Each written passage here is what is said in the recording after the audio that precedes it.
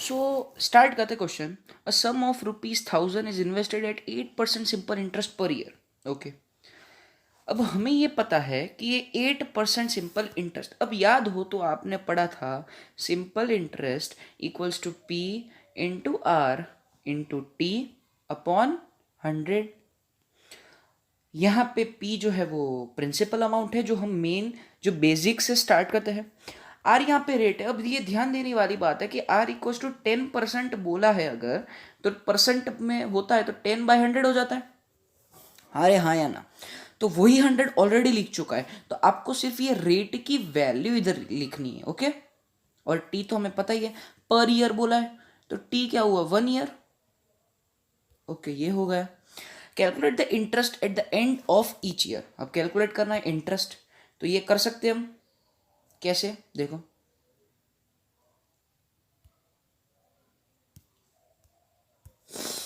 अब देखो calculate the interest eight the end of each year. तो स्टार्ट करते हैं सिंपल इंटरेस्ट फाइंड करते हैं. पहले क्या होगा पी. पी क्या है यहाँ पे ₹1000 इंटू आर क्या होगा. मैंने क्या कहा सिर्फ वैल्यूज लिखो क्योंकि अपॉन 100 तो हम ऑलरेडी लिखते हैं रेट वाला. Into 1 year. बस सॉल्व करो equals to 80 simple interest rupees. ठीक है. अब पूछा है do these interest form an AP. मैंने कहा हाँ. अगर मान लो मैं टी के बदले यहाँ पे 2 पुट कर दूँ, 3 पुट कर दूँ, 4 पुट कर दूँ, क्या चेंज होता रहेगा. ओके. अब यहाँ पे ऐसा भी कर सकते हैं. सबसे पहले क्या करना है हमें calculate the interest eight the end of each year. तो ₹80 इतना आ रहा है इंटरेस्ट. ओके. अब नेक्स्ट ईयर का इंटरेस्ट आपको अगर फाइंड करना है. एक ही मिनट. मैंने स्लाइड रखी है कि वो देख लेता हूँ. मैं नहीं रखी. चलो कोई बात नहीं. मैं रब कर रहा हूँ. ठीक है. ये तो बेसिक कैलकुलेशंस ही थे.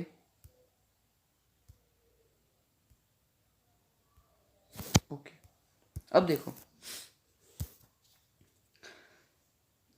अब हम सिंपल इंटरेस्ट ₹80 कैलकुलेट कर चुका है. ठीक है. हमने ऐसे सीरीज जो है एपी ऊपर लिखेंगे. ₹80 हो चुका है. अब सिंपल इंटरेस्ट दूसरे साल का लिखते हैं. अब इसके भी 2 मेथड है. पहला मेथड या तो मैं 1000 पुट कर दूं इनटू रेट हमारा 8 हो और T2 कर दूं अपॉन 100. फिर इसको सॉल्व करेंगे तो 8 2 16 इंटू तो ₹160 आएगा. तो ये इधर 160 आ गया. या तो हम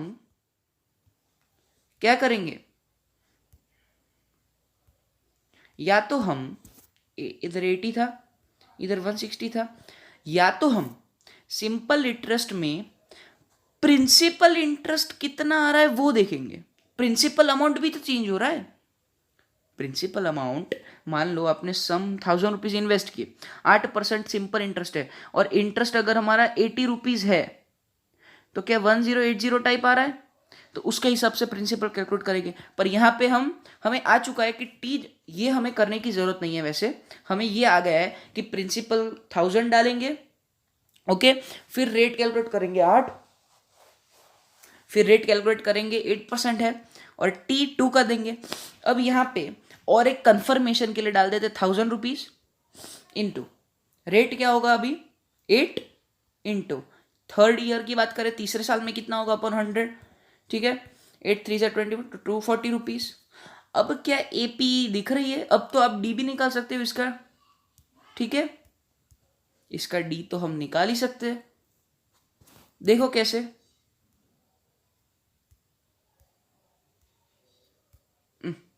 देखो कैसे 80 बन गया फिर 160 हो गया फिर 240 हो गया. तो यहाँ पे हमारा A क्या हुआ 80 और D क्या हुआ 160 माइनस 80 इक्वल्स टू 240 माइनस 160. यही तो करते थे. और इन सब का फाइनल आंसर कितना आ रहा है 80. तो क्या इसकी इंटरेस्ट एपी में बना रही है. तो हाँ देखो इसका और इसका डी भी सेम है. इसका और इसका डी भी सेम है. वैसे ही चलता जा रहा है. अब बोला है if so find the interest eight the end of 2 years. तो देखो क्या करेंगे interest eight the end of 2 years बोला है अगर, तो क्या करते हैं देखो, अरे 30 years, at the end of 30 years, sorry my bad, okay. तो at the end of 30 years बोला है, तो हमें पता है 80, 160, 240 ऐसे चलते जा रहा है। T30 ही तो बतानी है, टाइम 30 ना, ये टर्म है, टर्म 30, यही तो बतानी है। हमें ए पता है, हमें डी पता है, क्योंकि T30 नहीं निकाल सकते, वो वाला फॉर्मूला लगाओ nth टर्म वाला, a plus 30n-1 into d. A क्या है हमारे 80 प्लस n-1 कितना होगा 29 इंटू डी कितना आया अपना, डी 80 था। अब कैलकुलेट करते चलो, हमारा interest eight the end of 30 years, ये क्या है, इंटरेस्ट ही तो है, eight the end of 30 years हमारा कुछ आ जाएगा। ओके, नेक्स्ट पे जाते। ओके, नेक्स्ट भी एक क्वेश्चन है। इफ, अब देखो ये थियरीज अपनी खत्म हो गई, हमें क्या क्या पता था, nth term a plus n-1 into d. फिर हमें क्या पता था, बोलो बोलो, sum of n terms n/2 इंटू 2a plus n-1 into d, या तो अगर लास्ट टर्म दिया हो तो a प्लस l। अब अच्छे वाले क्वेश्चन स्टार्ट करेंगे, ठीक है। If the nth term of an AP, अगर nth टर्म जो है tn वो क्या दिया है, is the difference of the sum of n terms and the sum to first n-1 terms। यही तो लिखा है कि जो nth टर्म है वो सम ऑफ पहले n टर्म्स और डिफरेंस है सम ऑफ n-1। ठीक है, तो ये तो आप प्रूव कर ही सकते हो ना। अरे ये बोल क्या रहा है, ये बोल रहा है कि मान लो A1, देखो मान लो A1 है, कॉमा A2 है, कॉमा चलता चलता जा रहा है AN तक जा रहा है। अब ये क्या बोल रहा है, ये ऐसा बोल रहा है कि जो nth टर्म है वो मान लो सम ऑफ n टर्म्स, ये होगा सम ऑफ n टर्म्स, और सम ऑफ n-1 टर्म्स, क्या होगा इसका सम ऑफ n-1 टर्म्स, इधर कुछ an-1 होगा उसके बराबर। बात समझ आ रही, इधर कुछ देखो, इधर कुछ n-1 होगा उसके बराबर होगा ना। तो इसको इसमें से माइनस कर दिया तो क्या बचा आपके पास, सिर्फ यही तो बचा, बस यही तो पूछ रहा है वो। तो क्या है, आप प्रूव कर सकते हो, क्योंकि आपको अभी प्रैक्टिस आ गई है, तो आप अभी ये ट्राई कर सकते हो घर पे। ओके ओके, ये कर सकते हैं। ओके, अब आते हैं थोड़े अच्छे क्वेश्चंस जो मैंने एक्सरसाइज से पिक किए, और ये डायरेक्ट एग्जाम्स में बोर्ड में पूछे जाते हैं। ओके, और अभी तो पॉसिबिलिटी भी यही है कि आपका लॉकडाउन चल रहा है, तो अभी अच्छे क्वेश्चंस कम आएंगे, तो आएगा तो शायद ये भी हो सकता है AP के चैप्टर में से। तो ध्यान से सुनना, बहुत अच्छा क्वेश्चन है, पर एक बार समझ गए तो बहुत ईजी है। In a potato race, a bucket is placed at the starting point which is 5 metre from the first potato and the other potatoes are placed 3 metre in a straight line. अब ये पूरा question क्या बता रहा है, मैं ये आपको बता देता हूँ। यहाँ पे एक बकेट है, ये बकेट में एक कॉम्पिटिटर है, ठीक है, और यहाँ पे ये बोला है आपको, ठीक है, मान लो एक लाइन ड्रॉ कर देते हैं हम, ठीक है, और ये आपको बोला है यहाँ पे कि इधर पोटैटोज रखे, ओके, डिस्टेंस पे, वैसे 10 पोटैटोज है यहाँ पे, ये 10th पोटैटो होगा, ठीक है। अब यहाँ पे बोला है कि ये जो पहला वाला है वो 5 मीटर पे, और बाकी जितने भी है वो सारे 3 मीटर पे। अब इसने बोला है कि ये उठाती है, शी लिखा है, उठाती है, वापस बकेट में डालती है, वापस जाती है, 5 मीटर और 3 मीटर कवर कर वापस अंदर डालती है। अब बोला है अगर ये ऐसा कंटिन्यू करती है तो what is the total distance वो रन करती है, कितना वो रन करती है वो पूछा है। तो ये तो बहुत इजी चीज है, देखो कैसे करना है। अब यहाँ पे सबसे पहली चीज, यहाँ पे क्या हो रहा है, सबसे पहले वो, अगर मान लो ये स्टार्टिंग पॉइंट है और ये पूरी लाइन है, तो 5 मीटर इधर होगा, तो सबसे पहले वो कितना डिस्टेंस कवर रही है, 5 मीटर पे जा रही है।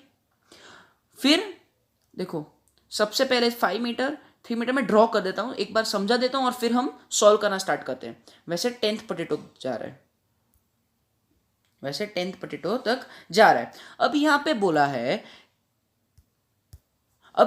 है सबसे पहले इधर जा रही है, फिर वापस स्टार्टिंग पॉइंट पे आ रही है पोटैटो रखने, वापस ये 5 + 3 मीटर कवर कर रही है, वापस इधर आ रही है, वापस इधर वापस आ रही है, यानी कि सबसे पहला डिस्टेंस क्या होगा 5 इंटू टू, क्योंकि कोई भी डिस्टेंस वो जा रही है उतना वापस भी आ रही है, प्लस क्योंकि टोटल डिस्टेंस प्लस भी होगा। अब क्या हो रहा है 5 तो जा ही रही है पर वापस 3 भी कवर कर रही है, तो 5 प्लस 3 इंटू टू लिख सकता हूं क्या, क्योंकि 5 प्लस 3 जा भी रही है और 5 प्लस 3 आ भी रही है। वैसे ही क्या 5 प्लस 2 इंटू थ्री, मतलब ये यानी कि 3 प्लस 3 इंटू टू हो रहा है। तो ध्यान से देखना हम क्या करेंगे अभी यहां पे हम क्या करेंगे कि एक टाइप की सिंप्लीफिकेशन करेंगे। हमें 5 इंटू टू लिखा था ऊपर, मैंने क्या क्या लिखा था पीछे 5 इंटू टू, प्लस क्या लिखा था 5 प्लस 3 इंटू टू लिखा था, फिर क्या लिखा था 5 प्लस 3 लिखो, इससे अच्छा 2 इंटू थ्री लिख दिया, इंटू टू कर दिया। तो क्या यहाँ पे जितने भी 2 है वो बाहर निकाल सकता हूँ कॉमन, हाँ भाई आप निकाल सकते हो। तो बचा क्या यहाँ पे 5 प्लस यहाँ पे क्या बचा 5 इंटू टू बचा, अरे सॉरी 5 बचा प्लस 3 बचा,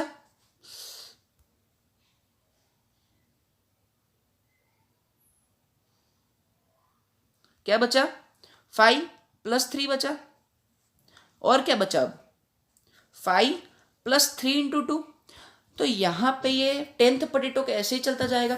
हम क्या ट्राई कर रहे हैं, हम एक सीरीज एपी बनाने की ट्राई कर रहे हैं, ठीक है, जिससे हमें बार बार बार बार कैलकुलेटर लेके ऐड ना करना पड़े, ठीक है। ये एपी ऐसी चीज है, ये अगर कंटिन्यूटी सीरीज में अगर बहुत लंबे टर्म्स कैलकुलेट कर रहे हैं तो बहुत इजीली हम कैलकुलेट कर सकते हैं। And see continues in the same way until all the potatoes are in the bucket, what is the total distance computer to run. Okay, total distance find करना बहुत बड़ा आंसर आएगा, तो हम इसे सिंप्लीफिकेशन में ऐसे कर सकते हैं एपी में। अब यहाँ पे 5 आ गया, 5 प्लस 3 आ गया, 5 प्लस 3 इंटू टू आ गया, ठीक है। अब यहाँ पे एनसीईआरटी में आप देखोगे नीचे हिंट लिखा है, पर हमें हिंट कैलकुलेट, अरे सॉरी हिंट देखना नहीं है, सबसे पहले हमें खुद को ट्राई करना है। क्यों, क्योंकि देखो मैं आपको हिंट प्रूव करके बता रहा हूँ। हिंट जो होती है वो ऐसे बताती है कि ऐसे थ्रू अगर आप ये स्टेप पे आते हो तो आप परफेक्ट हो, पर हमें ये नहीं सोचना है, हमें खुद का दिमाग दौड़ाना है, ठीक है। अब देखो 5 प्लस 3 ये हो गया। क्या आपको कुछ एंटिक दिख रहा है क्या आपको कुछ एंटिक दिख रहा है, यहां पे 5 प्लस 5 कितने बार है 10 बार है ना। ऐसे अगर मान लो 10th टर्म की बात करें T10 की, उसमें भी कुछ 5 प्लस 3 इंटू कुछ होगा। अब मैंने कहा 3 इंटू क्या होगा, यहां पे आप कुछ देख सकते हो, ये सेकेंड टर्म है, ये सेकेंड टर्म है, तो क्या 3 इंटू, देखो आगे मैं लिखता हूं, चलो आगे अच्छे से मैं लिखता हूं, अब देखना ध्यान से। क्या मैं 5 इसका जनरल टर्म, जैसे कि a n equal to a plus n minus one d था, इसके जनरल टर्म लिखूं, तो क्या इंटू 3 इंटू सेकेंड वाला, अरे सॉरी फर्स्ट वाला 1 माइनस वन लिख सकता हूं, क्योंकि देखो 5 का 5 रह रहा है ना, तो 1 माइनस वन 0, तो 3 इंटू 0, तो कोई फर्क नहीं पड़ रहा। क्या उसका मैं next term 5 plus 3 into two minus one लिख रहा हूं, क्योंकि इनडायरेक्टली आपको क्या पता है कि अंदर 5 प्लस 3 हो रहा है तो 2 माइनस वन हो रहा है, क्या कुछ रिलेशन आ रहा है। थर्ड टर्म में ऐसे ही लिख सकता हूं, plus 5 plus 3 into 3 minus one, क्योंकि ये थर्ड टर्म था, n माइनस वन टाइप बन रहा है ये। 5 plus 3 minus one third term था। अगर 10th टर्म की बात करूं, ऐसे चलता चलता जाएगा, तो 10th टर्म में कुछ ऐसा होगा 5 प्लस 3 इंटू 10 माइनस वन। आपको तो ए भी पता चल गया, एल भी पता चल गया, तो आप सीरीज वैसे कैलकुलेट कर सकते हो, पर मैंने और अच्छे से सिंप्लीफिकेशन कर दिया, ठीक है। क्या हमारा पहला, हम क्या करेंगे अब देखो, तो हमें क्या पता चला गया, हमें यह पता चला कि हमने एक सीरीज टाइप बनाने की ट्राई की, इसको एक जनरलाइज्ड टर्म बनाया, तो इसका टीएन क्या बना, इसका अगर मैं टीएन लिखूं तो कुछ ऐसा आएगा टीएन इसका, ए यानी कि 5 plus 3 into n minus one, यही तो आ रहा है हर बार, 2 वाला अगर कॉमन निकाल दो, अभी 2 काम का नहीं है, ठीक है। तो 5 plus 3 into n minus one आ रहा है, मैं रब कर रहा हूं, ओके। तो अब क्या करेंगे हम, अब बैठे बैठे कैलकुलेट करेंगे। हमें क्या पता है 2 तो बाहर था ही, हमें सम फाइंड करना है ना, सम क्या फाइंड करना है 10 पोटेटोज तक का, यानी कि 10 तक का 2 इंटू, अब ये जो 5 + 5 + 5 ये 10th टर्म में भी था, हाँ या ना? आप बोलोगे हाँ भैया, तो 10th टर्म में भी था, इसका मतलब क्या है 5 जो है वो 10 बार आ रहा है। तो जब आपको पता है कि 2 + 2 + 2 लिखूं, इससे अच्छा 2 3 जा ही ना लिखूं 6, तो वैसे ही 5 + 5 करूं, इससे अच्छा 5 × 10 ना कर दूं, क्योंकि 10 टर्म्स है।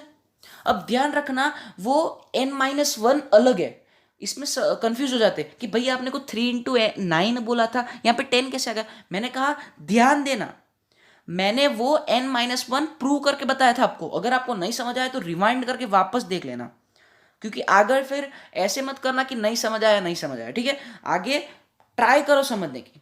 और ये क्या थे, 5 10 बार एडेड थे ना, तो क्या मैं ऐसे लिखूंगा प्लस, अब क्या 3 में सीरीज बन रही है, सबसे पहले 3 आ रहा है, फिर क्या आ रहा है 3 × 2 आ रहा है, फिर क्या आ रहा है 3 × 3 यानी कि 9 आ रहा है, यानी कि हमें सम निकालना है 3 + 3 + 2 + 3 × 3, यानी कि अगर मैं लिखूं इसे 3 + 6 + 9 ऐसे लिखता जाऊं, तो मतलब इसमें से इसको कॉमन डिफरेंस क्या आ रहा है, हमारा ए पहला टर्म 3 आ रहा है, और कॉमन डिफरेंस भी तो 3 आ रहा है।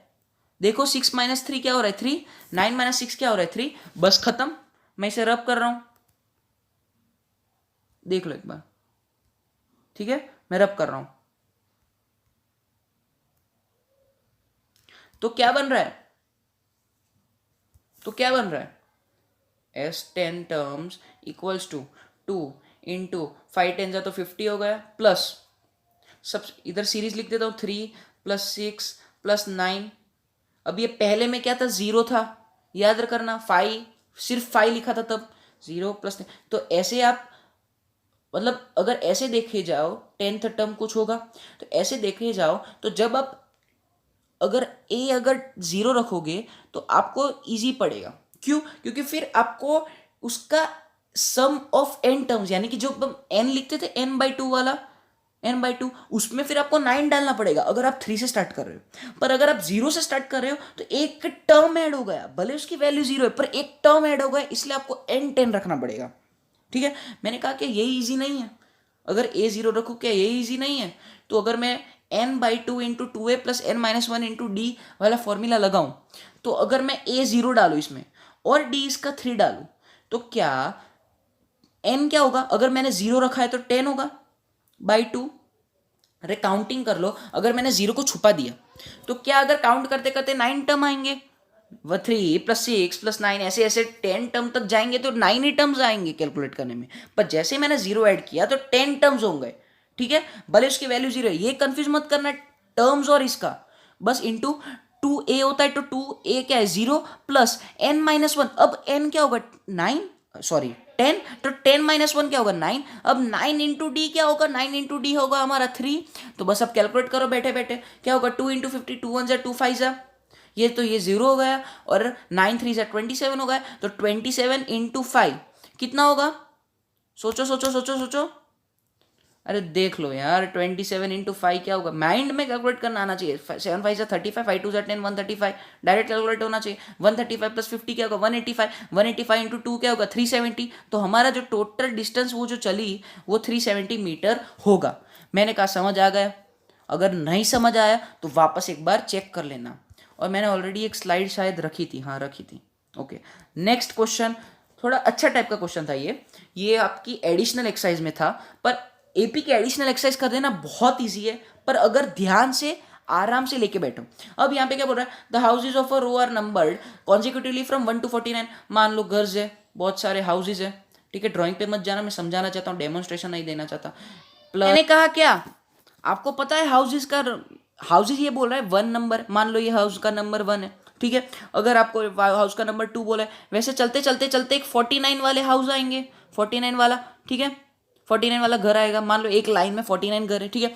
Show that there is a value of x, मान लो चलते चलते चलते एक ऐसा घर आता है x वाला घर, ठीक है? x वाला घर क्या बोल रहा है मैं समझा रहा हूं आपको, एक ऐसा घर आता है जहां पे ये ऊपर देखो ऊपर देखो ऊपर देखो, सब ऊपर देखो, x एक ऐसा घर है जहां पे क्या है, एक्स एक ऐसा घर है, नंबर, एक घर का नंबर है, is equal to the sum of numbers of house following it. इसके बाद जो x+1 वाला घर होगा उससे लेके 49 तक का जो सम होगा उसके सम के बराबर is equal to the sum of the numbers houses following it and the sum of the number of houses preceding, यानी कि x-1, 1 से x-1 के घर का जितना भी सम हो रहा है उन सबका, और उसके बाद वाला हाउस यानी कि x+1 से 49 तक का जितना भी सम है उसके बराबर आ रहा है। तो मैंने कहा क्या ये यही कुछ नहीं बोल रहा, क्या ये कुछ नहीं, ऐसा कुछ नहीं बोल रहा कि जो एक x ऐसा वैल्यू है जहां पे ये ऐसा बोल रहा है